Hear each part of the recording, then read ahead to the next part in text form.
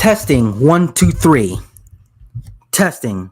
Before we begin, I'm just doing some last minute checks, and which only a second and whatnot. And I'm glad one person's here, and I'm just one or two people on the stream. Welcome to the Omega Dimension. I applaud you for coming. And I know I just got back from doing some dishes and going on Mackenzie Critique's Twitch stream, which I had a blast in despite having a short time on it. And one more thing before we get started, let's just say that whenever some people critique my work, even it's bad or good, or in live stream it, I actually feel honored. It makes me improve my content because people give a shit that I put out. And thanks for the lesson. I know he's doing it out of his heart and such, but I know it's not going to be a long one because it's just going to be me and some other guests. Oh, forgot one thing. I had to invite a dude over. So let me see. I can invite this guy here. So copy. See, I can bring MCAST to Twitter. Whatever. Twitter. My mind's fried.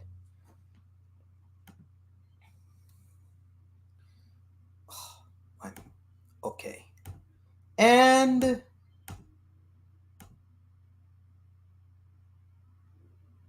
I'm just okay. Well, it's just me for today, right now, because basically my internet's a little slow. And can you guys hear me? Yes or no? Say yes or no for those who are in the chat right now. And let me just share this link. Go on YouTube real quick and share and let the people know for the final time, because Mackenzie's recently having trouble people being on his streams as of late. Sorry, Mackenzie, due to other issues, I couldn't be on the stream. Let me just do this on my phone. As your streams is late because I'm really busy and tired. So wish I can drop by more of them. And let me just where my videos at. Videos. There it is. Just share this. We got 2 people on. That is beautiful, man. That is beautiful. 2 people just sharing this to Twitter now, or X. Prefer the name Twitter.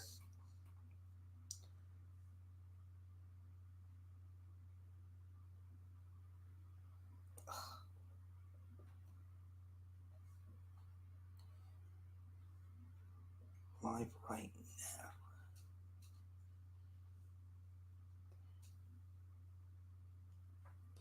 Shared the video on Twitch. Don't know when people are going to show up, but let's just see how you guys are doing. And this video's not going to be long, just an hour or so. So to make this easy for the chat and also for my fans, it's going to be on a guided context, so I don't ramble on and on.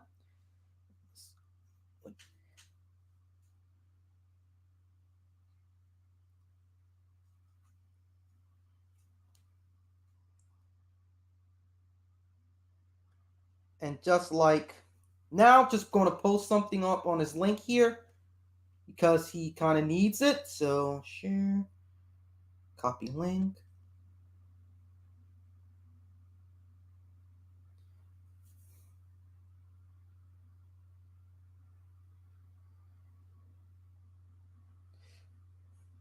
Here, blah, blah, blah.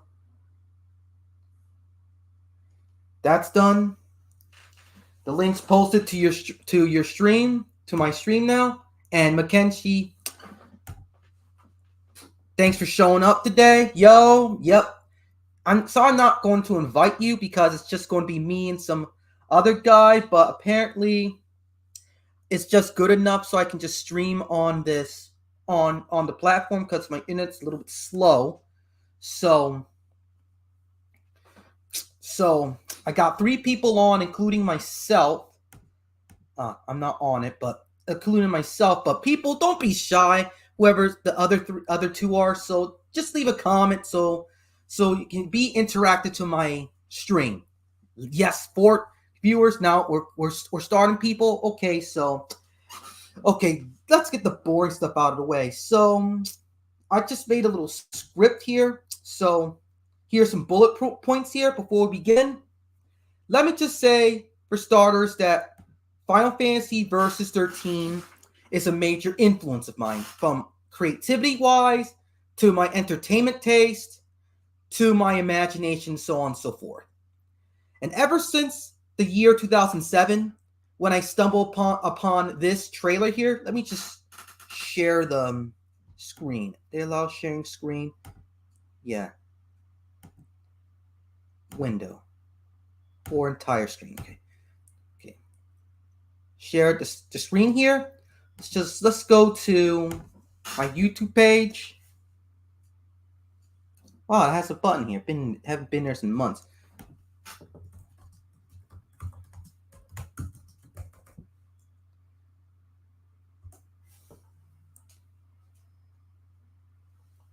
Come on, bro.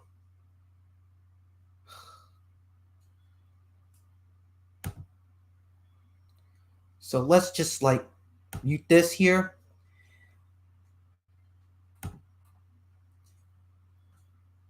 Ever since the year 2000, I stumbled upon this trailer back in, I was in the early days of high school. I was hooked on this trailer due to how it's designed, and look at its story. It has a story for a trailer without no gameplay. Yeah, I said it. A trailer without no gameplay. Look how's that a little story here. People, I was my mind was blown. Like, who the hell is this guy? And I want to make him be my friend. Like, he got a whole army of him. And normally, trailers like this have this heroic, triumphant hype music. But in Final Fantasy, this trailer here, it's all freaking sad and somber. Like, this guy went through some shit to make him what he is today. It's like how Guts survived the eclipse and fought off Griffith's army. But see how he's making short work of these guys? Like, if you don't give a damn about them? Yeah, like a bunch of bowling balls. Yes, no gameplay trailer, and it's from 2007. And yet, it blows most of these modern games and their trailers to shame. It's just me being biased, but bro, just immaculate right there. Immaculate. Like, it's not like saying, ooh, there's no talking in this trailer, believe it or not. There's no voices. It's just a somber song and showcasing Noctis's abilities. It's perfect. Perfect. Let's go to another one here. Yep. I don't know. Trailers. So let's just watch all the trailers here. Sorry that I muted this because due to copyright. Fuck, man. Come on. Due to all the copyrights, I wanted to mute this video so I don't get copyright strike from using Square Enix's tracks or audio and so on and so forth. So I like the concept of the Versus 13 or Tetsuya Nomura's version. Is that it's going to focus. One of its themes is black and white. There's no good or evil, or other words, moral ambiguity. There's no good or bad, but thinking it makes it so. That's in real life too. There's no good guys or bad guys. And the bad guys mostly win, by the way.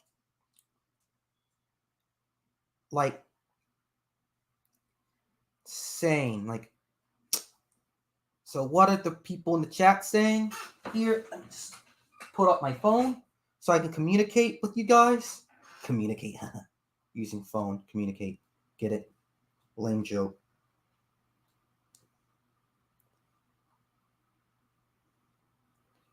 Oh, no chat yet. So we got some likes already. I'm enjoying it. So oh wow. Wow. So basically the trick, like look at this immaculate shot. Look at the design of Noctis. It's perfect. I don't know why they needed to change it. It's all perfect. It's no need to change it. It's simple and it's iconic. Like you see, basically it's like this. It shows a trailer with some words like a lone kingdom fighting to forestall the outer world from imposing its heretic order. The struggle for the final crystal is merely a prologue to the chronicles of a new era. So basically this game is basically a prologue to a series that never came to fruition, or what you call it, tuition or something like that. But let's go to the next trailer. We already saw this trailer here.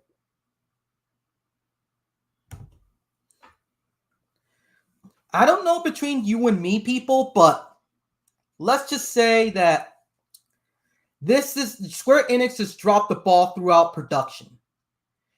And I know Tetsuya Nomura, people have problems with him, but seriously, if you look to it, the Square Enix as a whole was almost bankrupt because of Final Fantasy 14 1.0's failure. So they take most of the staff that was working on this game to work on 14, A Realm Reborn. So they didn't give Nomura enough manpower to help him finish the game, as well as the PS3 being too complicated to edit, program, and as well as being too limited for Tetsuya Nomura's vision of this game. Probably in the PS3 version is going to be really limited because you can't zoom around or use your armhanger like that. 15, you cannot use your armhanger to slash enemies in a row. You can use your armhanger, but not like that. Use people slash them to the point people being thrown bowling pins or something like that. But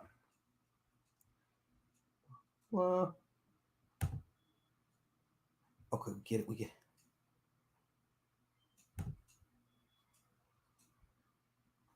Yeah, so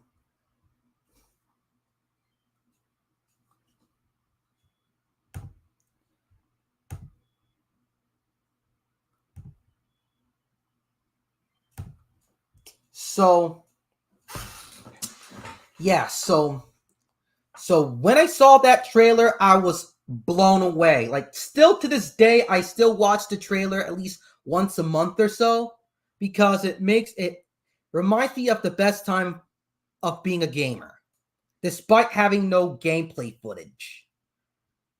And what's this one says? And the second point is basically, I said it during a couple seconds ago, that basically this game had a horrible development cycle. It was screwed from the very beginning. People were taking resources manpower from him, despite being a hyped game and people wanting it, but Square Enix's other priorities. But people always blame Tabata or Nomura, but they don't blame Square Enix's leadership as a whole.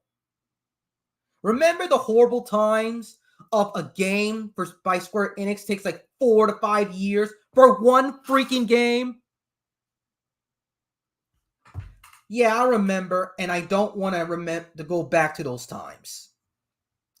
Lack of manpower, Japan struggling with HD 3D at the time, and other factors, and how they sent a guy who only did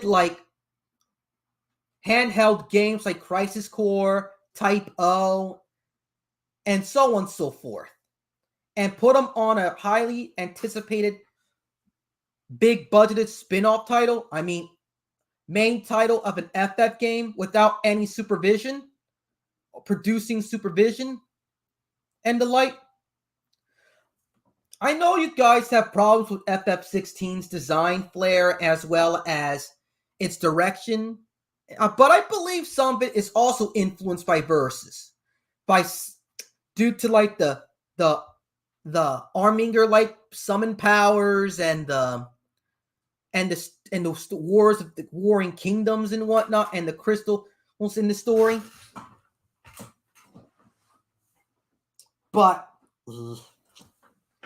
man, but let me just tell you straight up, people, between you and me here,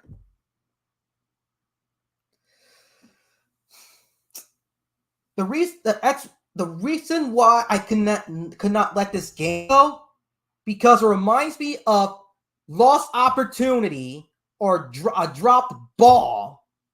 2, it shows Square Enix's incompetency next to how they treated Eidos Interactive, the people who created Gex and Tomb Raider.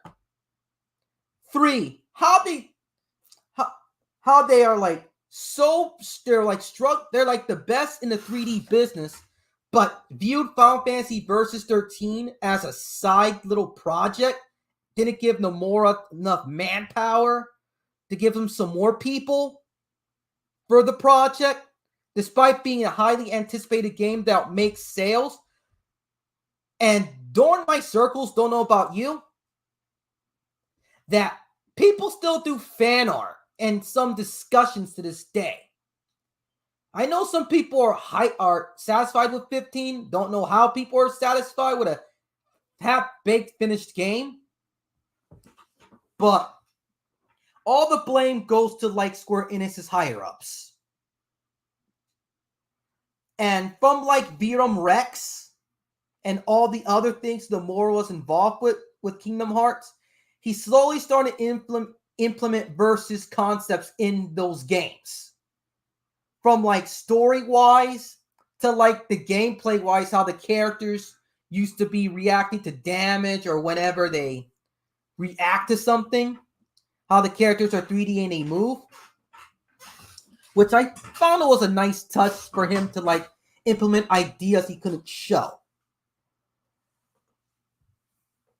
And I know a lot of people will have grief, internalized grief, on how they dealt with it. With my buddy Mackenzie Critiques here, give him a shout out here. Oh.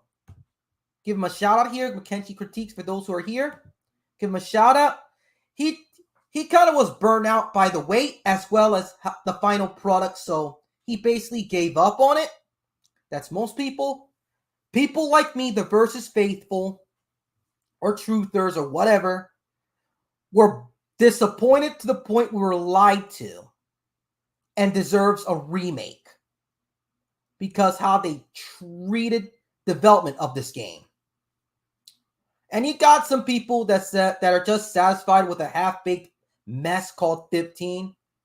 Imagine this, people, for number 3. Imagine you've been waiting for a game for like 3 years or so. 3 to 5 years, and it wasn't like in the trailers at all.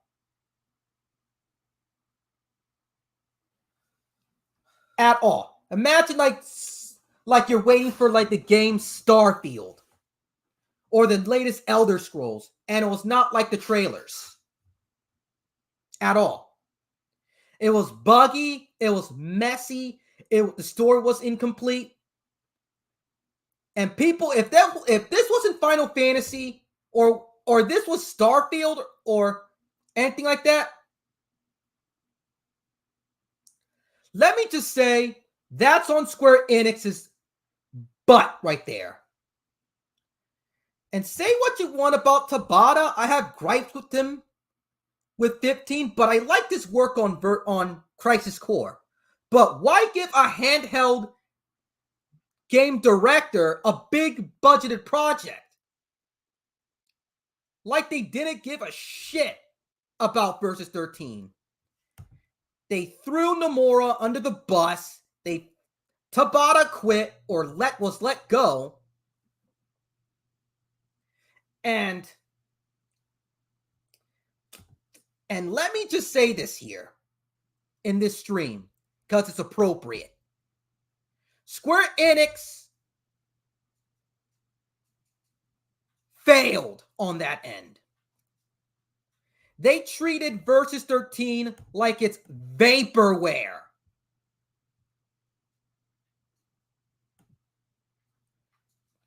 Yeah, vaporware because of all the... And speaking of which, Mackenzie, he has yet to be proof he can create original good title after KH2. KH2 was the best in the Kingdom Hearts series. Kingdom Hearts 2 was a disappointment. Dream Drop Distance was okay. I don't care about the mobile games except for the story cutscenes. But Final Fantasy VII Remake was good. But that wasn't... He didn't direct it. He directed it, but I felt it was more like Kataisei's thing. Nomura did work with Final Fantasy VII with its character designs and the limit breaks system. And I believe FF Versus 13 was going to be the title that is going to be his magnum opus. His original designs for that game was already iconic, and yet people still love it despite having trailers. Just trailers. Imagine the FF15 trailer on E3 2013. That trailer blew people's socks off, and I never saw gameplay like that. And yes, I believe that was gameplay footage. They refused to remake that game and remorphed ideas into 15 and 16. I agree, because basically 16, if you played it, some of like what's his name? What's that guy's name? Some generic white boy name. Clive Rosefield. My bad. Clive Rosefield. And look at his abilities, like teleportation, warp strikes, and the flashiness. That was Versus 13 material. Right there. In KH4, when Sora was fighting that giant demonic Heartless, that was some Versus material they borrowed too. From like Sora using a rope out a chain from his Keyblade to warp through buildings and areas. And 16 was a huge step back from what I saw. Black Bond or Black Borai on Twitter views it as one of a major disappointment, one of the worst Final Fantasy games he played. He liked Final Fantasy, but 16 felt to him like Devil May Cry. He hated the game.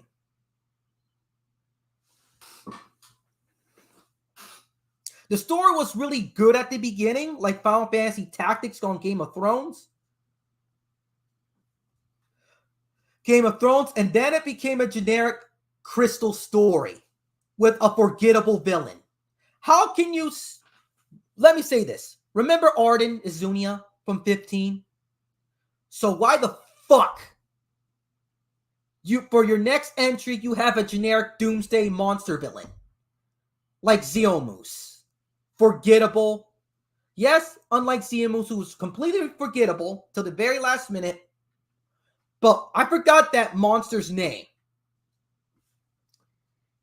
Mackenzie got a good point here. Square decided they didn't want to create a new combat system themselves, so they got the DMC guy to copy and paste a dumbed down version of it. Yeah, make it flashy so the casuals could play it. No party systems. Less strategy.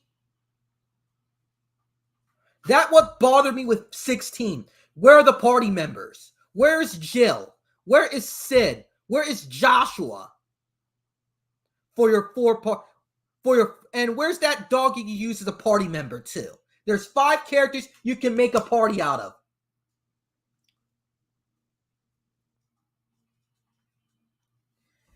And Versus 13, yep, it's supposed to be a dark mafia story. Like in, imagine Games of Thrones gone like Eldrick. The Chronicles of Eldrick or something like that by Michael Moorcock. That's what Versus 13 is. Imagine Final Fantasy mixed in with Eldrick by Michael Moorcock and Gangs of London.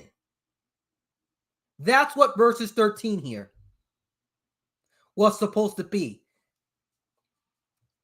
It's supposed to be like, you know, the 90s Romeo and Juliet? Watch that film and look at the design and aesthetic of that 90s film. The one that with what's that guy? I forgot, Leonardo DiCaprio in it and forgot his name. Leonardo DiCaprio in it, and he speak like old English. The 90s Romeo and Juliet. Thank you.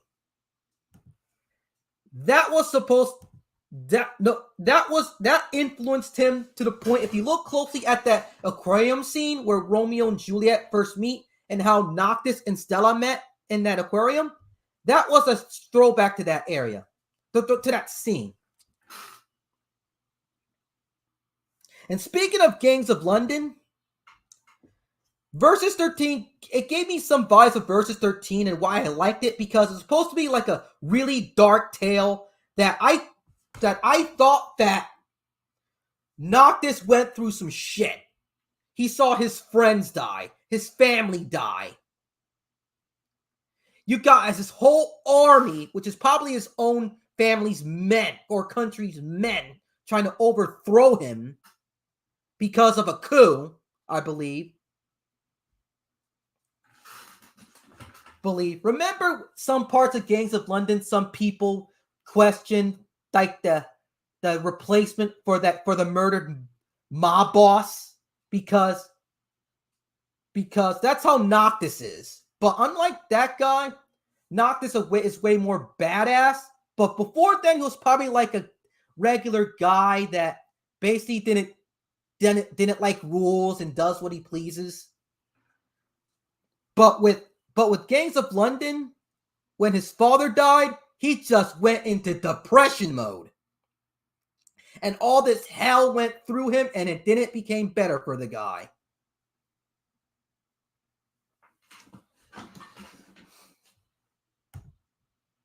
Once Tabata came in, the higher-ups at Square Enix changed a lot. I'm sure of it. Obviously, Tabata had control, but at the end of the day, the higher-ups meddled too much with creativity and story aspects.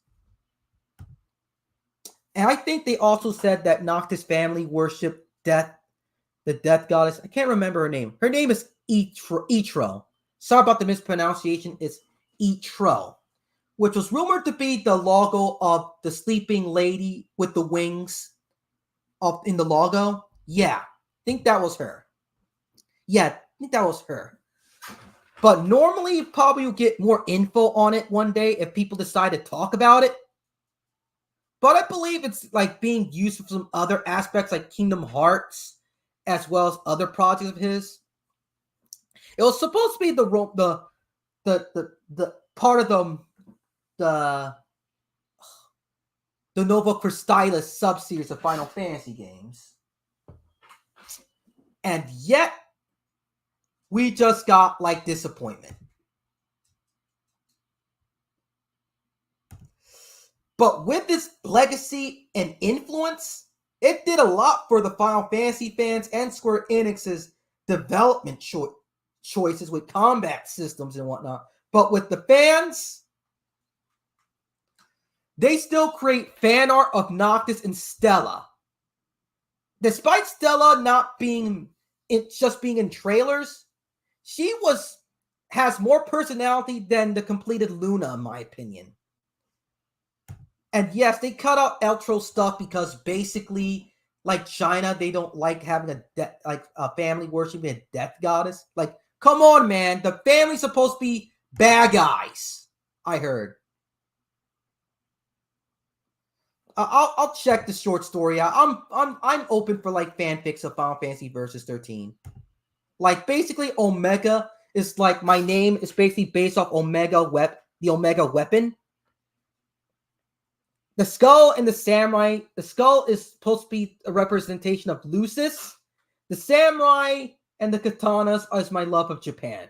My weaveness, but that's how this logo came to be here.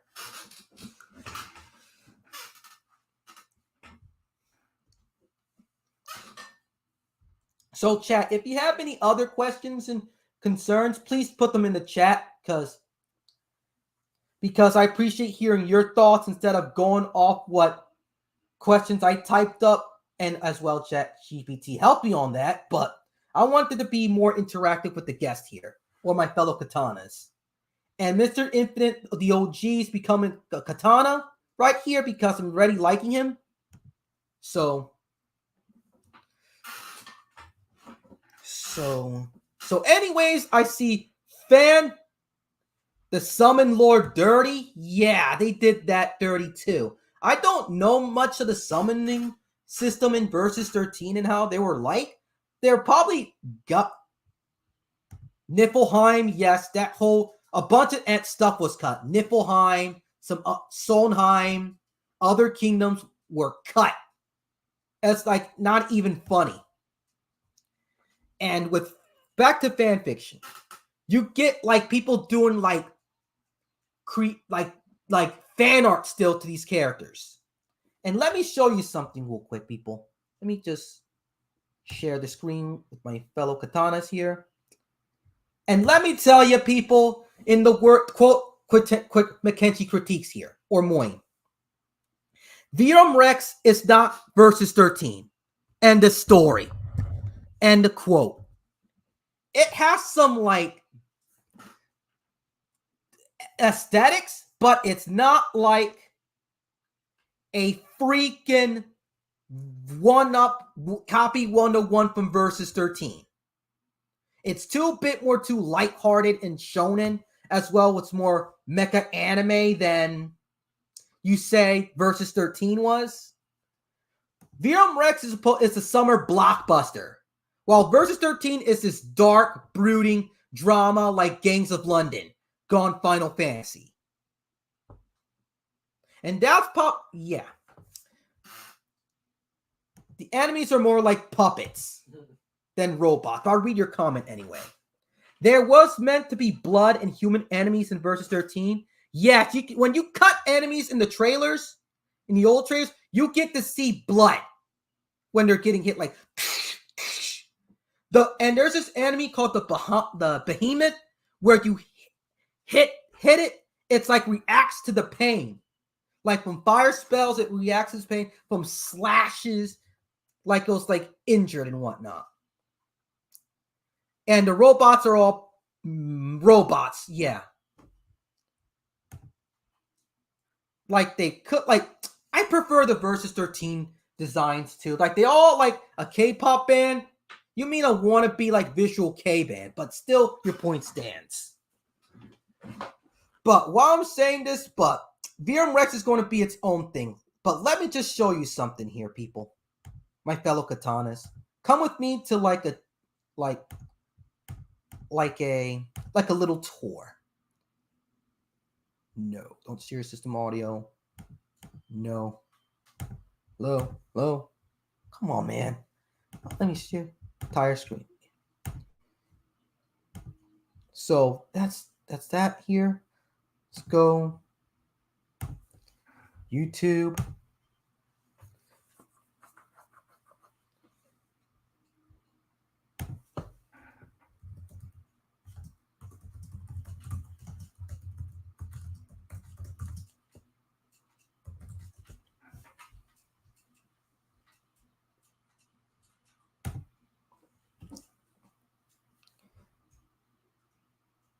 Just take a look at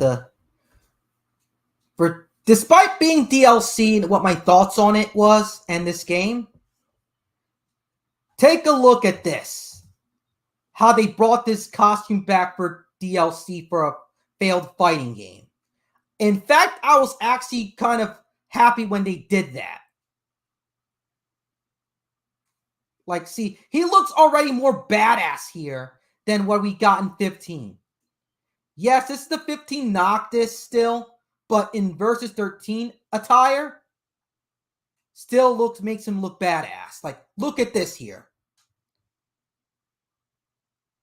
I like how his jacket flows in with the wind and the movements right there.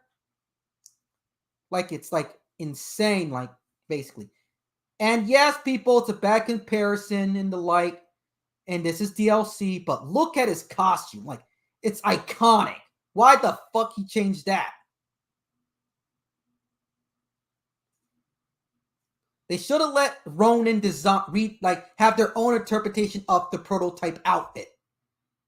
Already he looks better in it anyway. It's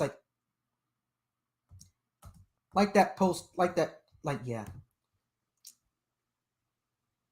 Let's take a look at the comments here.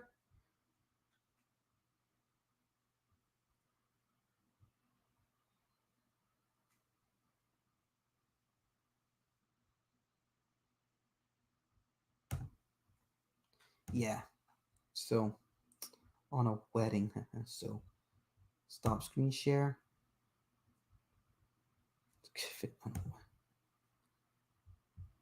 Yes, the OG design, which I preferred myself. It looks all bad and cool. If you know me and see my drawings and why my characters wear jackets, that's where the idea comes from. Noctis's original design jacket. Or you see me in a doodle avatar with me with a jacket, that's how I got that idea from, because of Noctis's original costume. It's perfect for the weather. It's perfect for faction. It's perfect for the rain. It's perfect for the snow. It's perfect for hunting. It's perfect for like doing groceries and errands and whatnot. I can go on and on. That's what intrigued me too, is the dark and gritty storyline. Like, we never had that in a JRPG. Correction, a Final Fantasy game before. And FF15 did confirm different timelines and stuff. So maybe we can get like alternative timelines, like a 15-2 or Versus 13. I think that's possible too, because 15 kind of sold well, but at the same time, they lost $32 million due to like lack of proper planning, as well as canceling DLCs that cost them a lot of money. And failures of the Kingslave movie that wasn't needed. So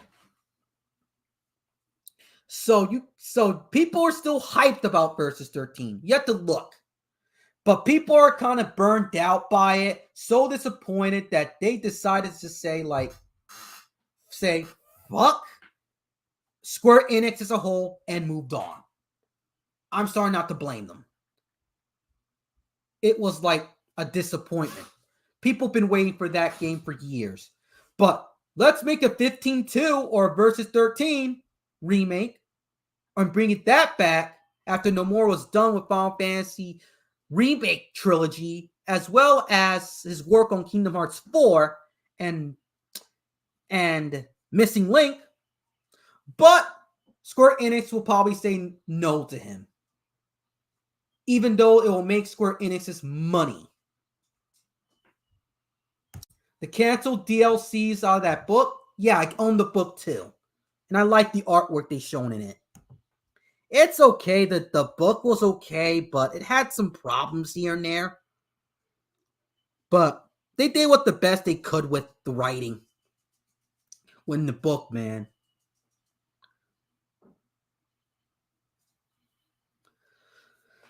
Yeah, just take a look here. 2 now. 3.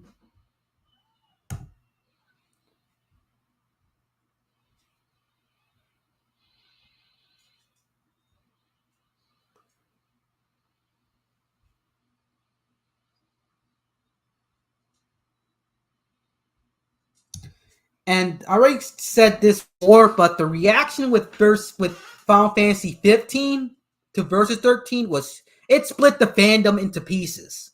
Some people loved it. Some people despised it.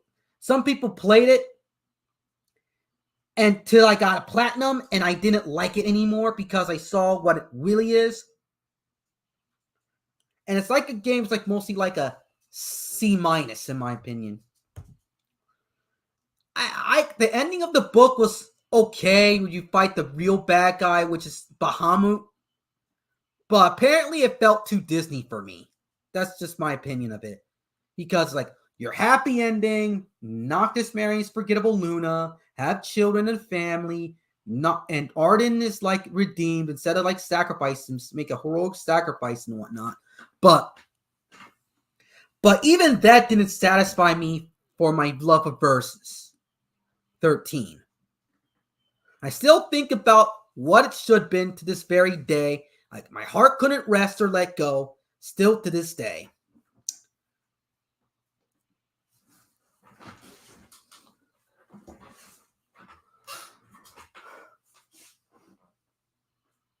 So anyone in the chat, please leave a question down so it can be more interactive here. And no, Mackenzie, there's no enemies being sliced in two in 15. Sorry about that. Wish it did. Wish you can like take their souls out their bodies typo style too. None of that.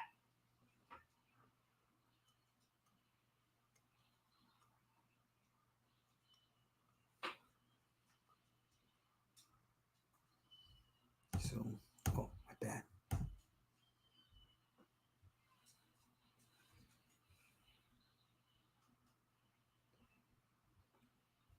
Fan theories and speculation.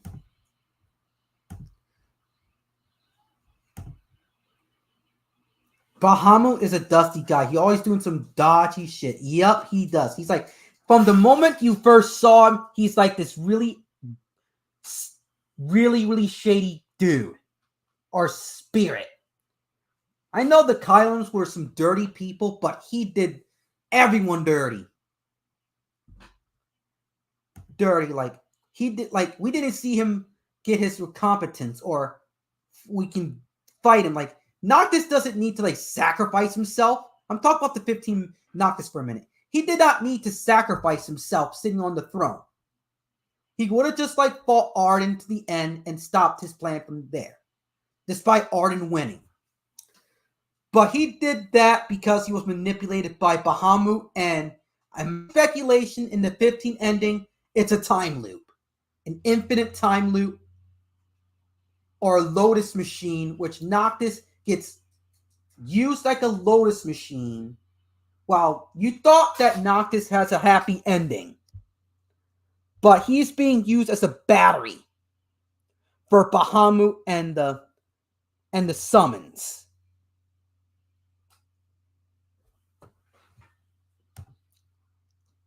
I wonder, what is the true script Nomura had for Versus 13? We need to read it. Square Enix Nomura released the scripts. Exactly. No need for a sacrifice there if you think about it. You don't need a freaking sacrifice to be on the throne. You can just rebuild your kingdom from the ground up with your friend. Hey, what's good, Aka-chan? What happens if one day Yusuke is a freaking bird, going out and watching a Omega Katana stream, but he momentarily gets extra horny, loses control, and sets up a spirit gun while in? Yeah, Yu Yu Hakusho's awesome. Didn't Regis have time powers or something? You got Mr. Infinite, the OG. I think he did, but he's dead. Yeah, he basically died in Kingsglaive. So he basically couldn't just rewind time again. But with that sitting on the crystal thing, taking its life force, is kind of shady. Without defending your kingdom or something. But you being used as a battery, that's kind of like a fate worse than death. Used as a battery for another nefarious scheme. And Nyx, yeah, they did him dirty too. Like they set him up. He tried to save his kingdom, but they used his light force to the point that one, he isn't a Kylum, and two, they screwed him over despite him failing to save the kingdom. the kingdom at all. Like, he got screwed. Like,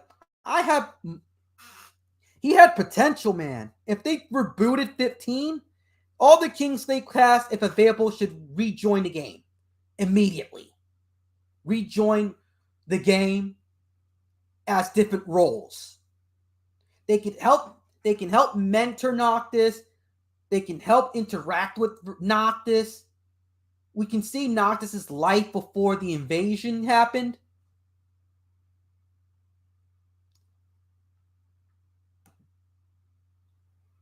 How you get knighted as a katana? Simple. Just like, comment, and subscribe. That's how you be a knight.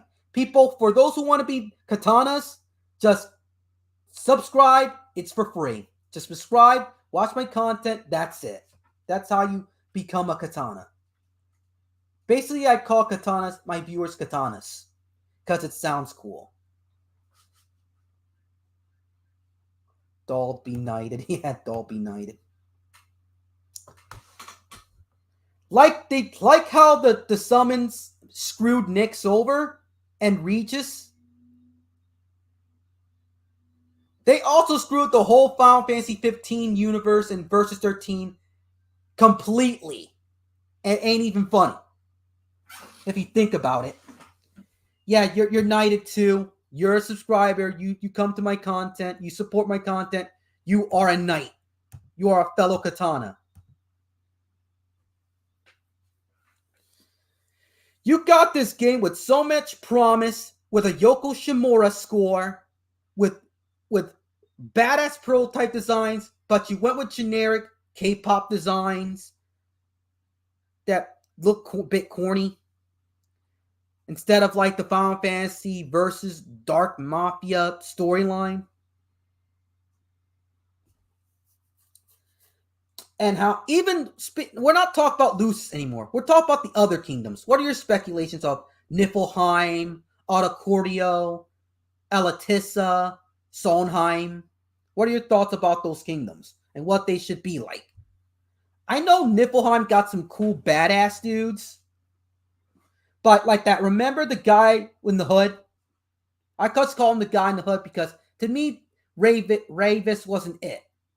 The guy in the hood in 15 trailers and how he like basically, you're knowing the scene where Noctis was walking to his crystal and you see like a white mage standing all badass to the crystal, like he's trying to seal its power.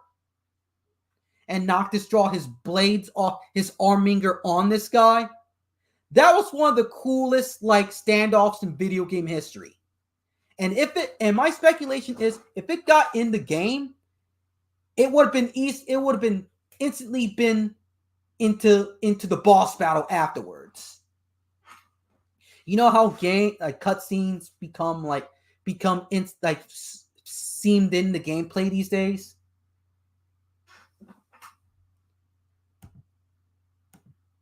Yeah.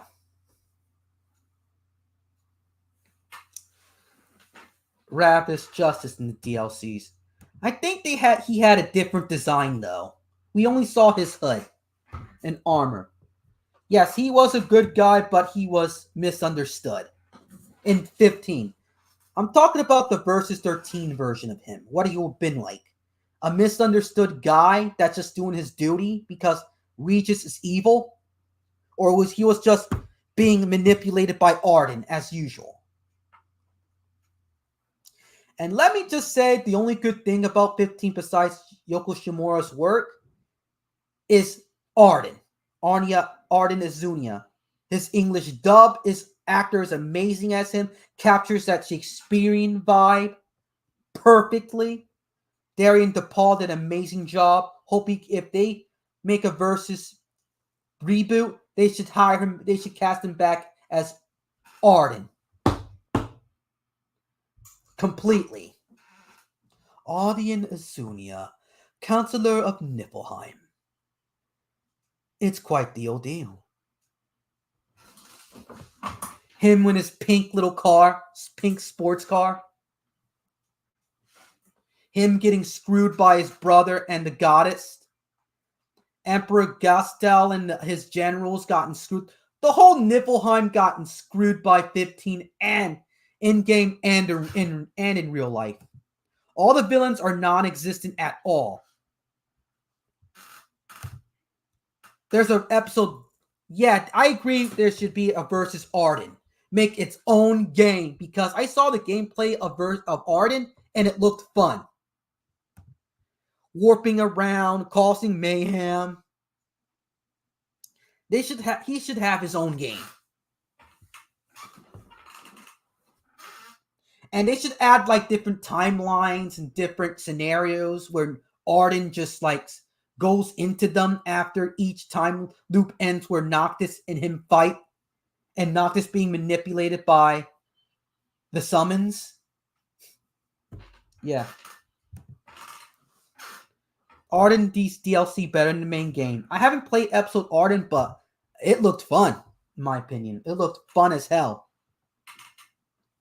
I'm having a really blast with you guys. I'm really enjoying it, despite going off basically going off questions I came up in my head, and ChatGPT helped me like organize them. Yes, I use ChatGPT at times. They did not explain his relationship with Ifrit that much. I kind of forgot about it. Probably they did. I probably forgot about it. But even Ifrit was screwed over completely. He loved Shiva and such, but everyone got screwed over by them at the end. Yeah. Thank you. I use it for stuff. It helps me a lot with scripts and whatnot, too, if you realize that. Exactly. They got screwed over badly. It ain't even funny. And I'm not talking about Nomura Noctis. I'm talking about 15 Noctis for right now. And how in the hell he did not notice he was being manipulated. In the book Dawn of the Future, it showed that he was done with Bahamut shit. So him and his buddies fought him. But with 15, it was like a Lotus time loop. Like, you know that one trope where everything else seems all fine and dandy and happy, but it has a sinister little vibe and feeling to it? That's what the ending of 15 felt like. Yes, it was one of the alternative endings. So it's canon, not canon, whatever. It's both. Like 15 having like different timelines and universes and whatnot. Like Versus 13 is the original one, or 15 is like an alternative universe for the mainline Final Fantasy games, while Versus 13 is a spin-off. Yes, it did look good. It looked like one of those like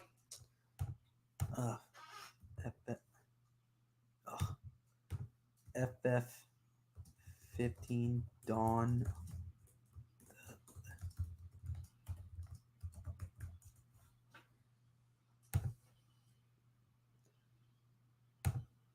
Oh, there it is.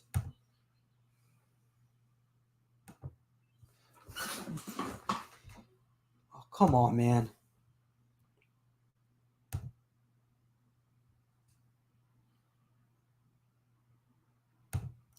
Share my screen. Have that book.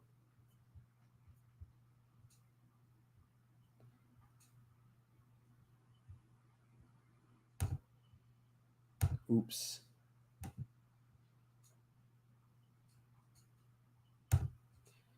The new tab. See the studio.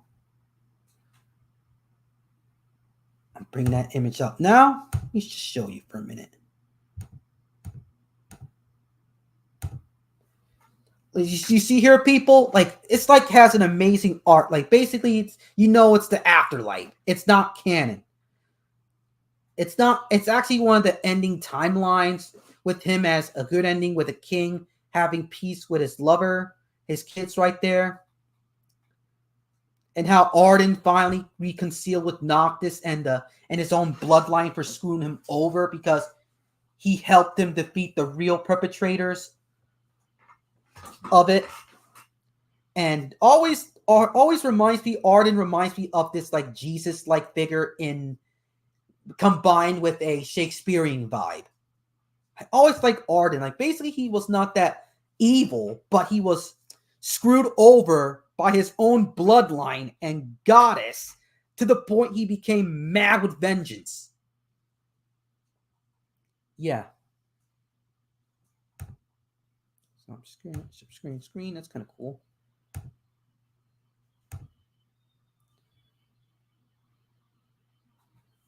Yup, Bahamut he did his part as a fiddle or a chess piece in Kingdom Hearts terms. He played his role in Bahamut's plan to bring back the light. And speaking of light, in Lucian society, the light is considered evil in that universe. And oh my god, my head hurts. Because played him like a damn fiddle indeed. Like we were all played like a fiddle. If you in Versus 13, Noctis's kingdom, Lucis is the kingdom of darkness. They use dark magic. They use a crystal that sucks the life out of its user instead of heals them. They were like the bad guys everywhere around that universe. The kingdom of Lucis looked like high-ranking Yakuza members for crying out loud. He played all of us like a fiddle. The light was not good in Versus 13. Remember Ichiro in Type O? Or Ichiro in Final Fantasy Mythos? Whenever she has a light vibe, it's not good. At all.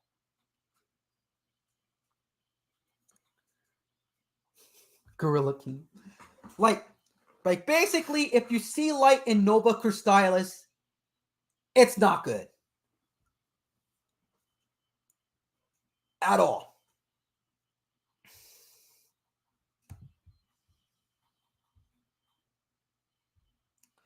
And the other day, while scrolling through Twitter, doom scrolling Twitter, there's this guy. So let me tell you something about Nova Crystallis. Remember Final Fantasy versus Final Fantasy 13, and how that story was convoluted and hard to follow?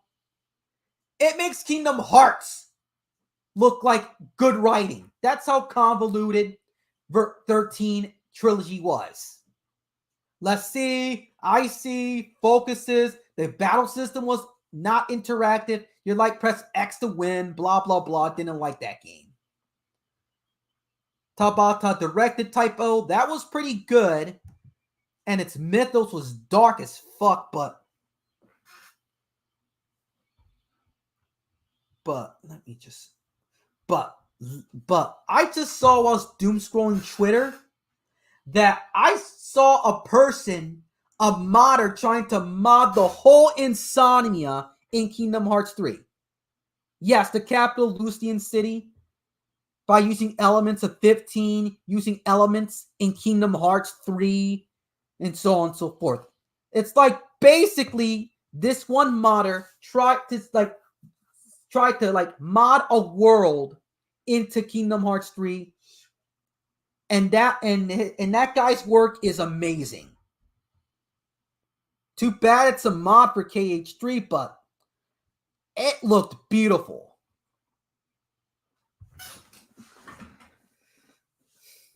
And again, I do not like 13. It's too pretentious. It's too hard to follow.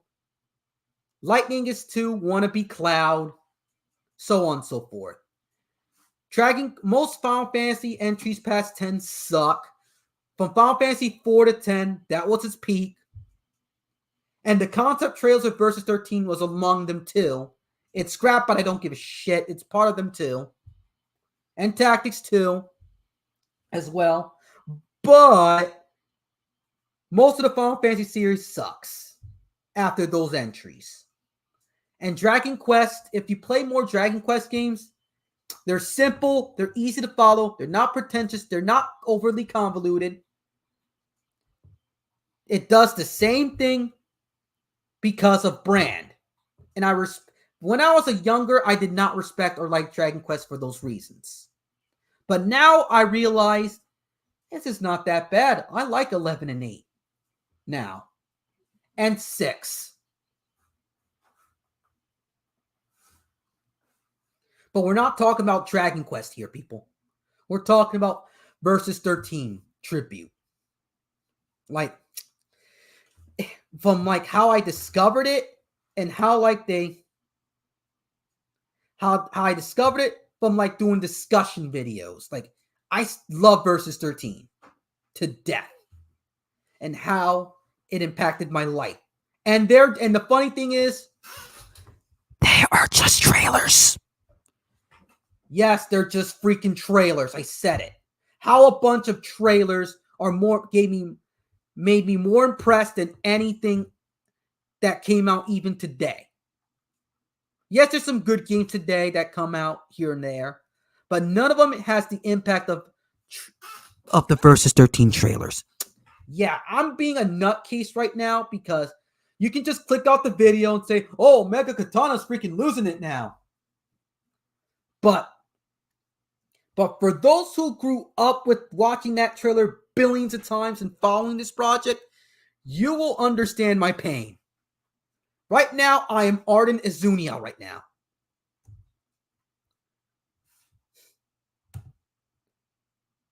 They said they are mixing KH4 with darker themes.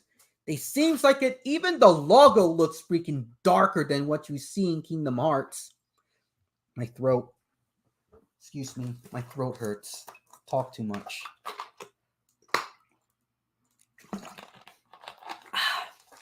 Flavored water, people.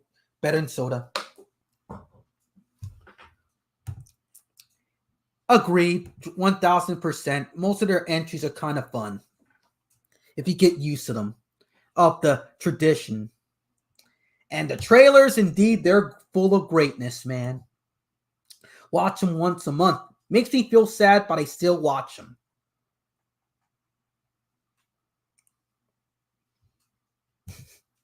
Tell me about it, man. Because basically, people, how can a bunch of 10 plus year old trailers better than most video games coming out today? Answer me this question, chat. How can a bunch of trailers be better than most modern video games? Yes, some of you might say Disco Elysium is better, or Titanfall 2, or Dragon Quest 11, or Persona 5 is better than those trailers, and say at least those games have been completed and been out on the market. You got a point there. But with the trailers, most of those trailers are better and more appealing than, let me say, almost all games. They have no agenda. They focus on story and characters. They have hack and slash gameplay that required strategy, like using Prompto as a gunman to hit precise targets and whatnot.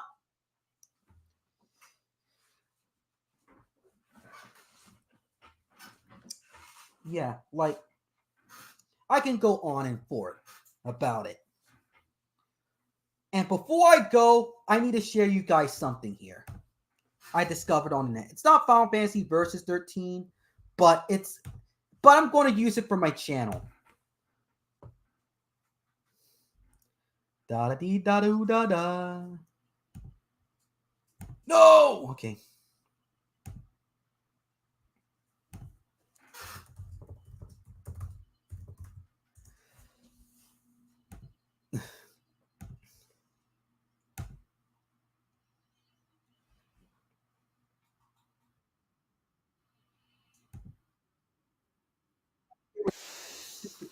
Commercial first.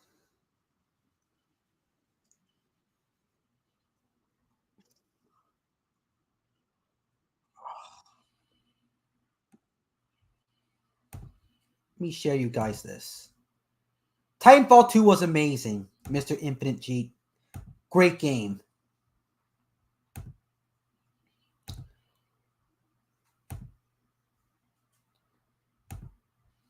Well, this thing's smart.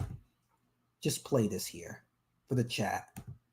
Your bones are scraped clean by the desolate wind. Your bones are scraped clean by the desolate... Oh, come on, man. You gave a trailer. You gave a short little commercial its time, but not my video. Fuck off, YouTube. Your bones are scraped clean by the desolate wind. Hold on. Let me just, like, wait till the video buffers.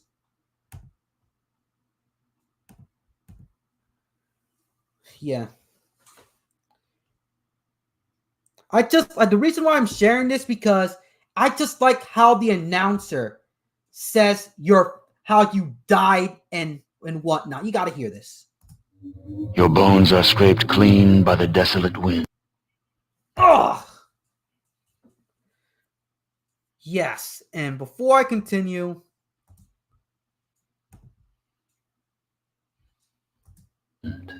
your vault will now surely die. Just wait till this thing buffers. So sorry about that with the buffering, people. I watched the Godzilla and Kong trailer. I didn't like it too much as much as Godzilla -1. I'm sorry. I did not like the whole Hollywood vibe of Godzilla versus Kong compared to like how I envisioned Godzilla with -1. Yeah. Sorry about that, people. I'm just waiting till this video stops buffering before I continue playing this out because it's like freaking like amazing. Yes, I want to watch Godzilla -1 too, but I'm too broke to go to the theater. Make it Godzilla terrifying again. Thank you. Make Fallout dark and gritty again while you're at it. And yo, Kaiser, what's good, man? Make Godzilla terrifying and make Fallout dark and gritty, like we see here in this video. Not this 50 fun post-apocalyptic adventure, D&D adventure. No, it's supposed to be a dark, supposed to be a serious yes, it has humor in it, but it still had its grit, Fallout 2. And Fallout 3 was the last time it actually had its grittiness from the first two games, or the Interplay era. Let me see if it works now. As you have. Ugh. It's going to take some time.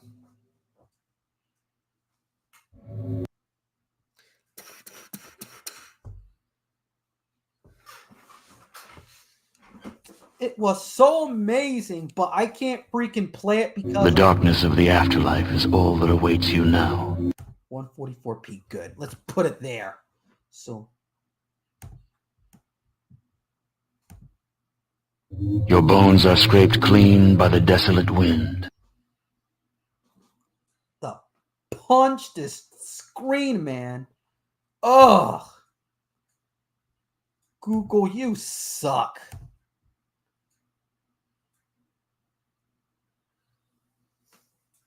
Hold on, people. Let me just play this on my freaking YouTube.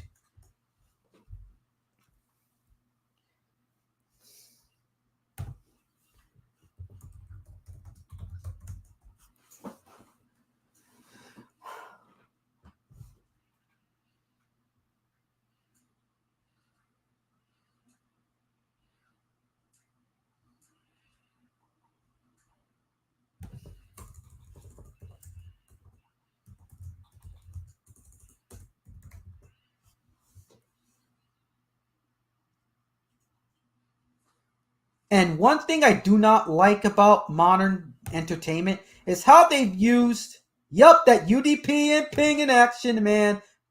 Being poor and having shit like this happen. Man, it sucks.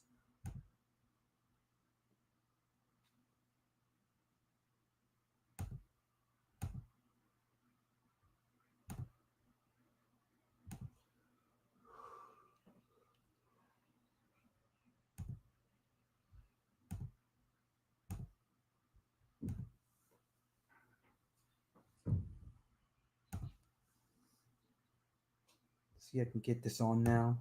My bad. Lacticity. Yup, it's.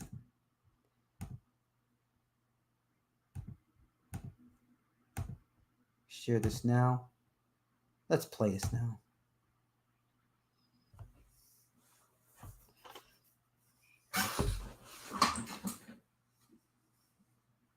Oh, let's play this from the beginning. Let's play this now.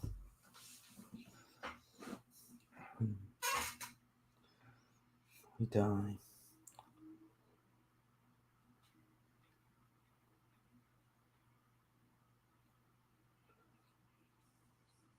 It's you.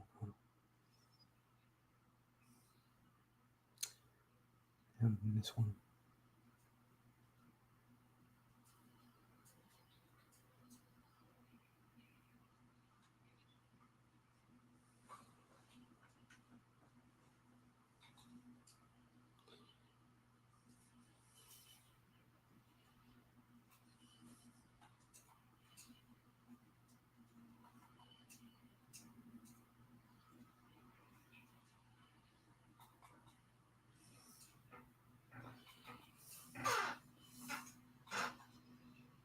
Done. Pop apparently. Cut the tunnel veil.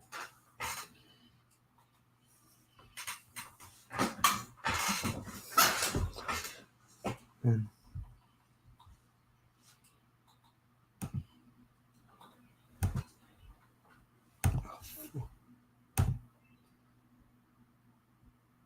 man.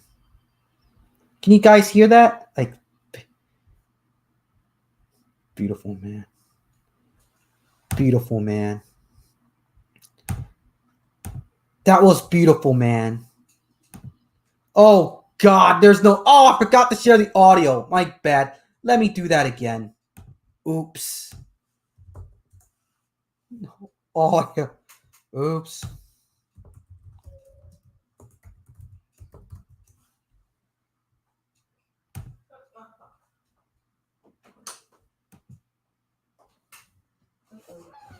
So, go back here.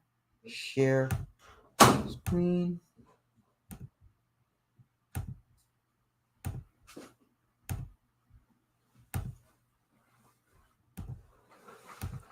Okay, my bad. Gotcha. So, let's play this again now. Your bones are scraped clean by the desolate wind. Your vault will now surely die, as you have.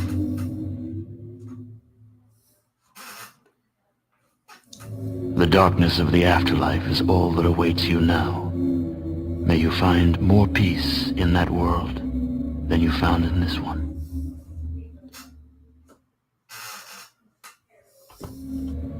Not even the carrion eaters are interested in your radiated corpse.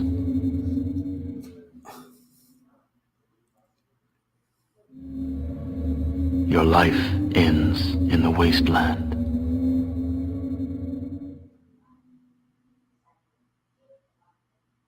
The radiation has taken its toll.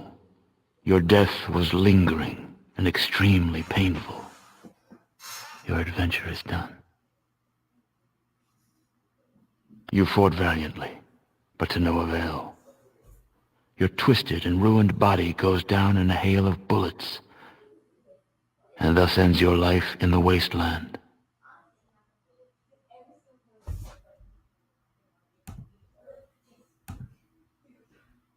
And so the courier who had cheated death in the cemetery. I like this one too. Rest in peace, chosen one. You have... Rest in peace, chosen one. You have perished.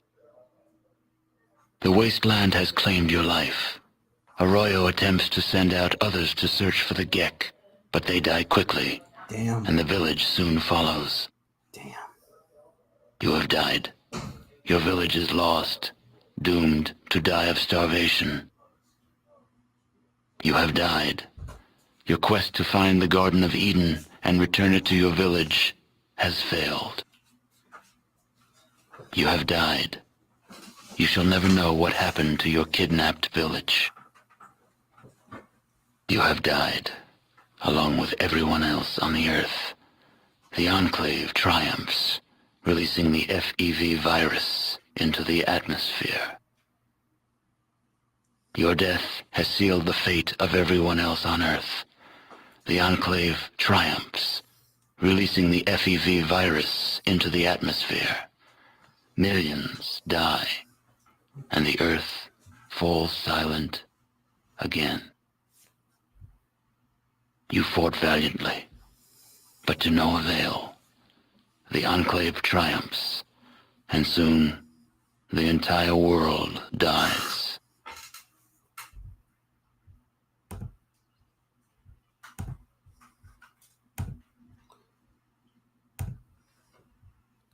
How was it, you guys?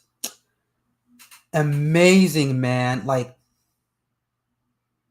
the Donnie song. Yeah, that was some amazing stuff how I discovered it. Like, it is so well written that it will influence my writing. Like how life was in the Omega dimension. Like in the wasteland side of it. Like, basically, it's like not that nice in the Omega dimension that much. Full of corrupt politicians and bandits trying to kill you and raid your corpse, but seriously, that writing was impeccable. It was perfect. Like basically how's your, like, everyone's enjoying it in the chat, like basically how it was written.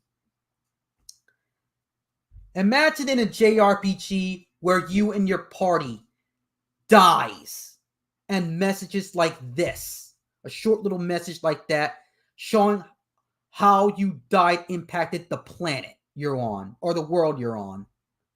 Like, Ron Perlman was an amazing actor, and how he voiced it is cold and amazing. I should save an MP3 on Fallout 1 and 2's Game Over moments. Like, that was brilliant. And also that quote, you fought valiantly, but to no avail. You have died. You failed to bring back the Garden of Eden to your village, and everyone died. You have died, and the Enclave became victorious, releasing the EVA virus, perishing all mankind. Like, damn, this makes you feel guilty instead of frustrated or sad. It makes you not just sad, it makes you feel guilty that your avatar died. That is some good writing right there. What happened to the Fallout series, Fallout 4, Fallout 76? What the hell, man? What happened to it?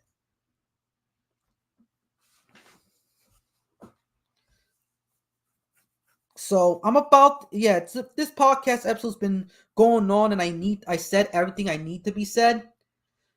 And let me just say that if you guys enjoyed this video, please hit that like button. Some of you guys already did. Don't forget to hit that big red subscribe button so you can become katanas.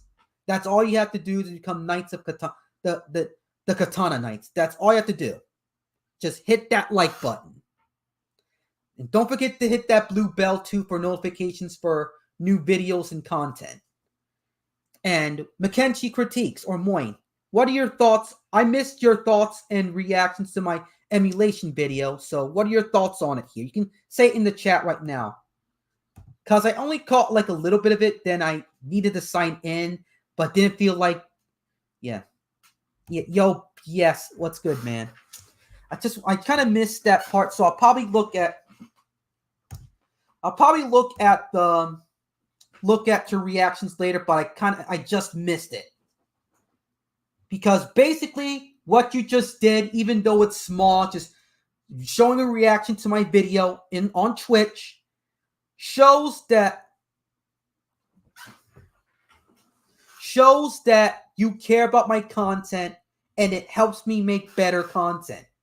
Like it makes me give a crap about my art. Like basically someone watched it and reacted to it and people enjoyed it. And emulation is key and preservation is the heart and soul of a community. Yeah.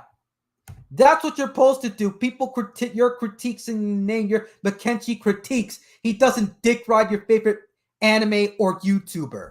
He says it as is, right then and there. He doesn't dick ride it at all. He tells you what it is.